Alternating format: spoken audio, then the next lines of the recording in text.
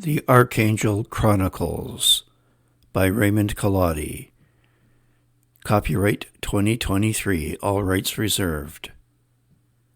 Epilogue. Hidden in darkness, you walk the hills. The grass is soft underfoot, trees black shadows.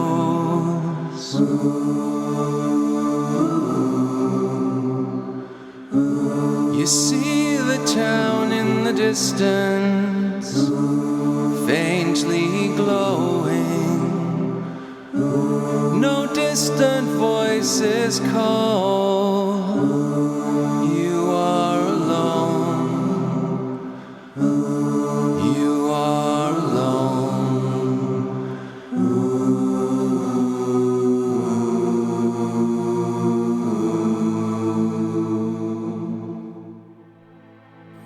My soul leads me into the desert of my own self. Carl Jung. The desert does not mean the absence of men, it means the presence of God. Carlo Caretto. What makes the desert beautiful is that somewhere it hides a well. Antoine de Saint. Like water to the desert is wisdom to the soul. Edward Counsel. The forest is mystery, but the desert is truth. Keith Miller. An aged Land Rover beat its way up the gravel road, winding like a white ribbon through the stark landscape of the desert.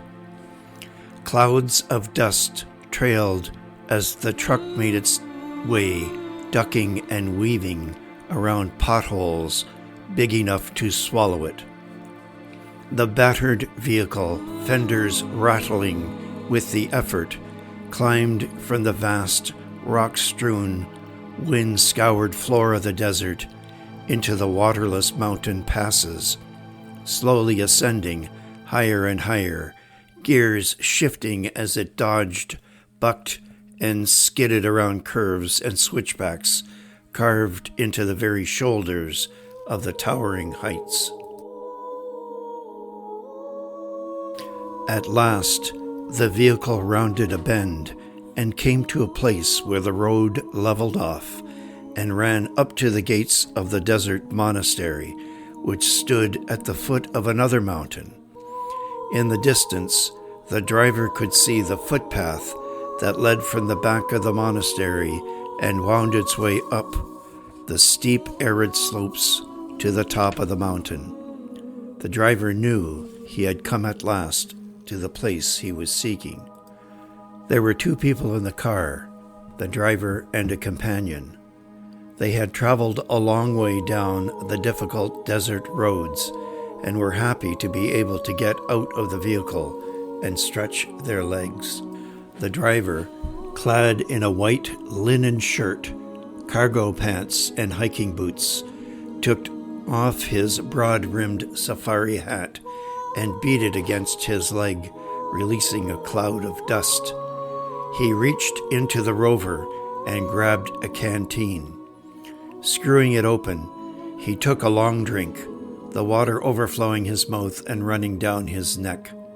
Satisfied, he poured the rest of the water in the canteen over his head, untied the scarf around his neck, now soaked with water, and washed his face and the back of his neck, feeling the coolness of the evaporating moisture on his skin. His companion, dressed in flowing white robes, his head capped with a small round cap, looked up toward the mountain in the background. "Welcome, Havelock, my friend, to the monastery of St. Jeremiah of the Desert, the oldest monastery in Christendom.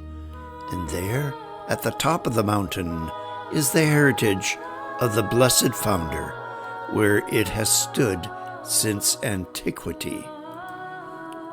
The driver, Havelock, came over to the companion and looked up at the mountain, and then turning back down the steep road and the desolate plain from where they had come. The neat whitewashed buildings of the monastery, with its two steeples jutting up like stone needles into the sky, the palm trees and the greenery within its walls, contrasted with the sand, the rocks, mountains, and arid landscapes, all tinted the same color under a murderous sun. Havelock shook his head. "Hassan, I cannot understand why anyone would shut himself up in this place. Look at it. It's a wasteland. Why would anyone want to come here?" My friend, you do not understand the desert yet. It is a place for the human mind to wander. It is dry and lifeless to your eyes, but there is life enough in the hidden places. Although empty, it is never entirely vacant, as you would see if you stayed long enough. But come now, we must meet the brothers, and I will translate for you. The two men went to the back of the vehicle, opened it, and dragged out a large rectangular wooden box with two rope handles on each end. "Be careful, Hassan. The contents are very old and fragile." The two men proceeded to the gate of the monastery, carrying their load with some difficulty. They were met at the gate by the abbot and ushered into the interior spaces. Greetings, translated by Hassan, were exchanged. Inside the gates, palm trees, flowering plants, and greenery grew in abundance, for this was the place where a spring gave life to an oasis amidst the arid wastes. Havelock and Hassan were assigned their rooms, and after washing and refreshing themselves after their long journey, found themselves waiting for the entry of the abbot and the monks of the monastery in a large dining room.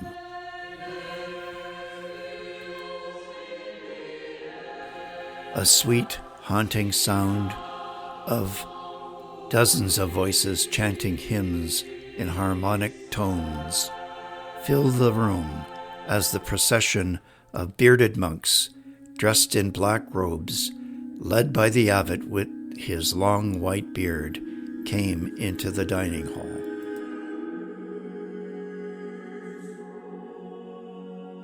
When the hymns were finished, Hassan and Havelock sat with the abbot and about a dozen of the other monks at a long table. A pleasant dinner was served, during which a monk standing at a lectern read passages from a holy book in the Coptic language. The others ate in silence. When the readings were finished and the dishes and refreshments cleared away, Havelock felt it was time to get down to business.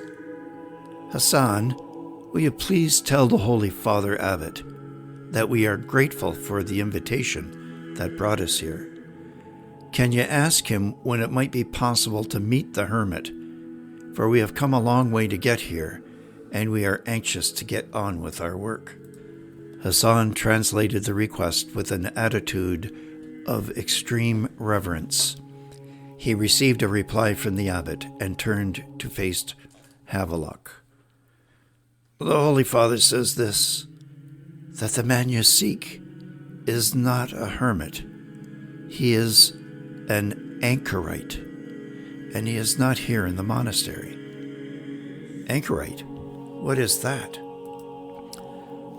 Hassan asked the question in Coptic and received what seemed to be a long answer. He says that the man on the mountain is not a hermit.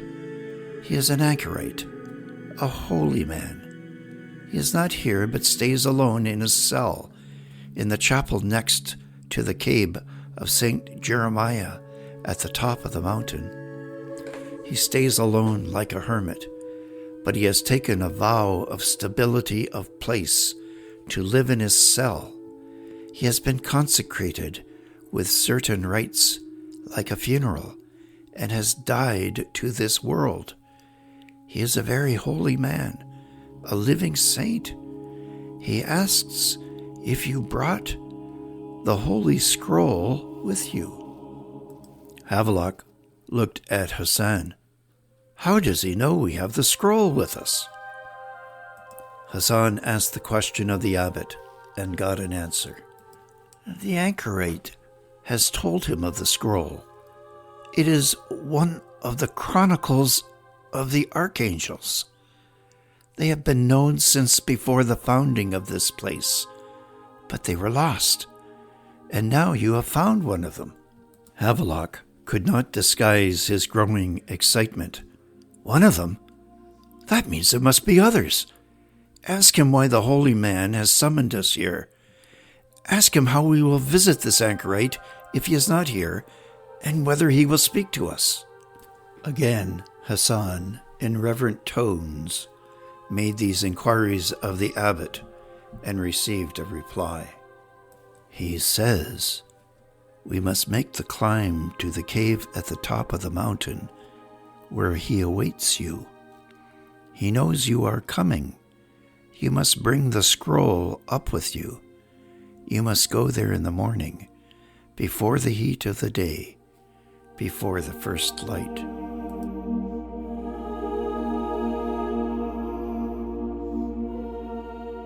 The next day, before the sun rose above the vast desert horizon, Havelock, Hassan, and a small party of monks started the trek up the mountain from the monastery, lugging the wooden box and its contents up the slope on the difficult climb.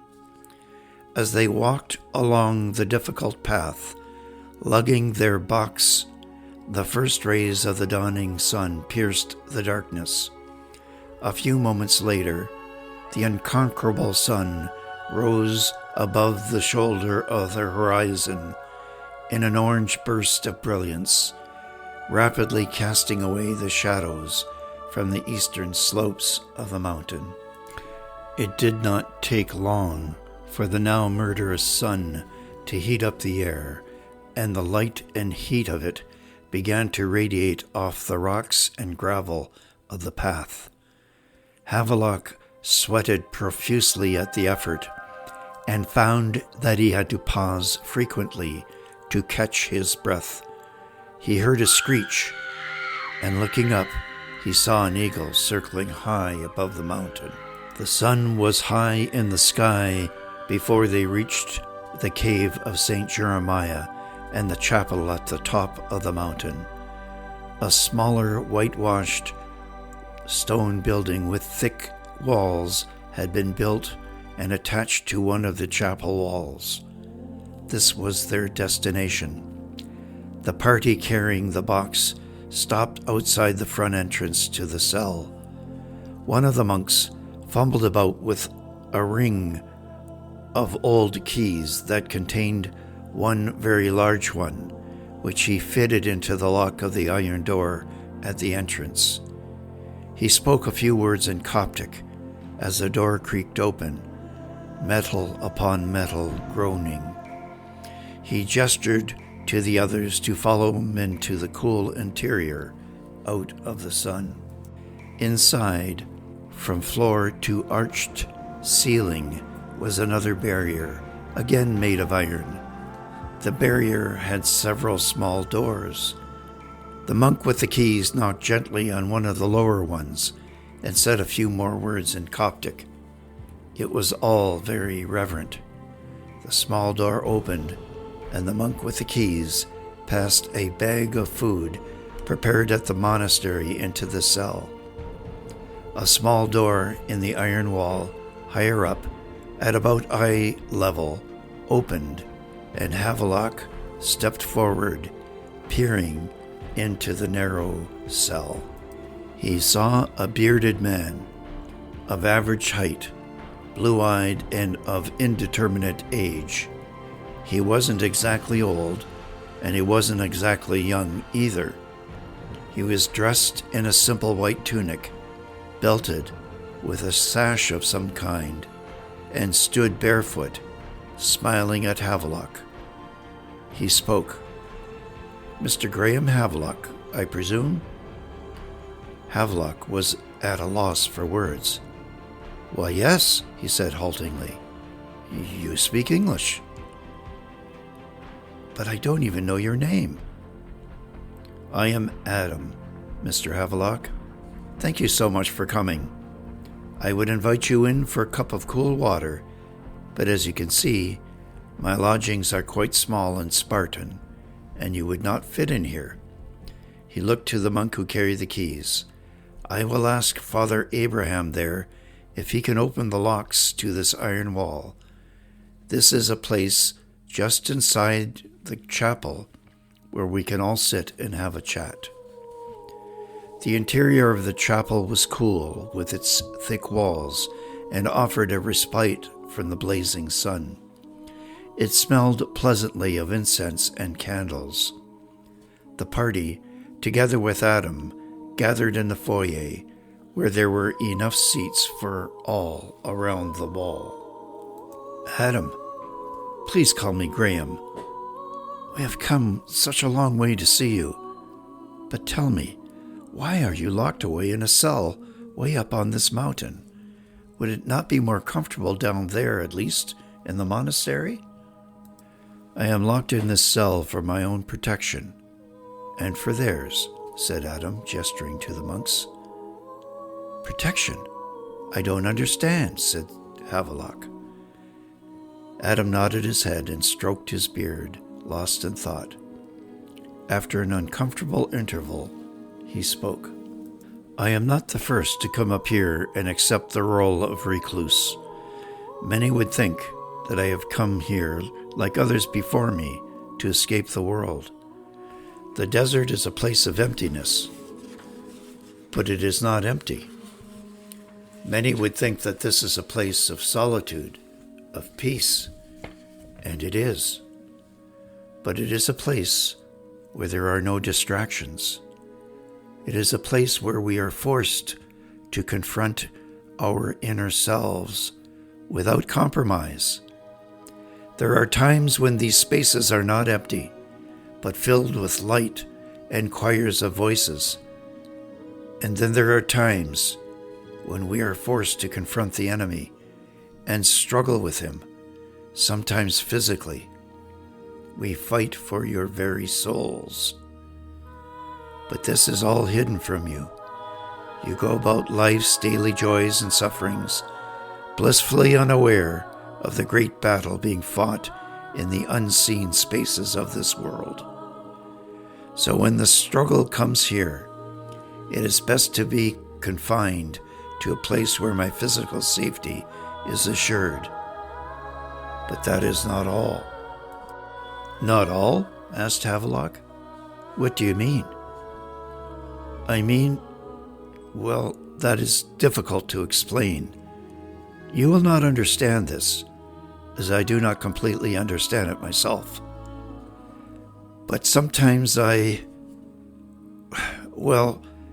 go out on a journey to a different time and place. The good fathers in the monastery check on me every day. If they see my cell is empty after I have been locked into it, they know that I have gone, and they will wait patiently for my return." "Adam, I have so many questions. You brought me here. You wrote me a letter. You told me where to find this scroll. But how did you know where it was hidden? And I heard the abbot say that there were others." Adam looked at the wooden box, which had been placed in the middle of the foyer. He stood up, walked over, and touched the lid. "Have you brought it with you?" Havelock rose. "Yes," he said. He took a knife from his belt and pried the lid off. The interior of the box was stuffed with straw. which, when removed, revealed a large cylindrical clay jar lying lengthwise in the box. Adam reached in and gently lifted the jar, standing it up. He carefully lifted the lid of the container and slowly pulled out a scroll of papyrus. Considering the great antiquity of the paper, it was still surprisingly supple and could be very carefully unrolled. Adam held it up to the light. His lips moved silently as he mouthed the unknown text of the scroll. "Can you actually read this?" asked Havelock, with a note of excitement in his voice. "Yes," said Adam. "This is the first one. It begins in the voice of Gabriel. But there are others. This is only the first part of the story. But I will tell you where to find the others." The light that threatens from afar will never take you from a life among the stars.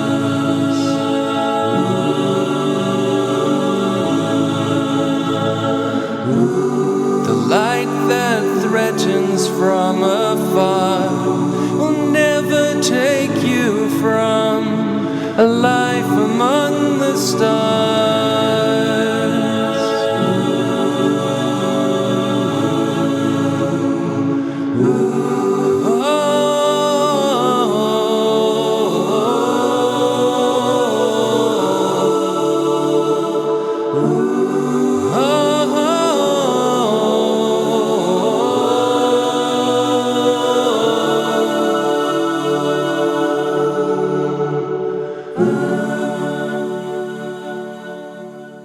Music for the epilogue, Light by the Gateless Gate, from the album Haikar no Satsu. Epidemic Sound, Sad Business. Epidemic Sound Ethos by Johannes Bornloff. The Creative Commons, Unus Ex Disciplinis Maius. Epidemic Sound Kyrie by Silver Maple. Epidemic Sound Godsend by Johannes Bornloff. Epidemic Sound Back to the Wild by Pastis. Epidemic Sound Av Jord Till Jord by Silver Maple.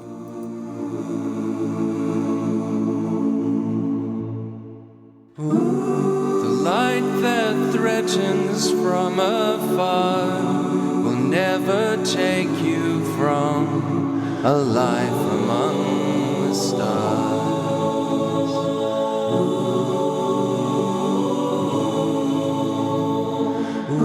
Let the ages pass and our time end until it all begins again.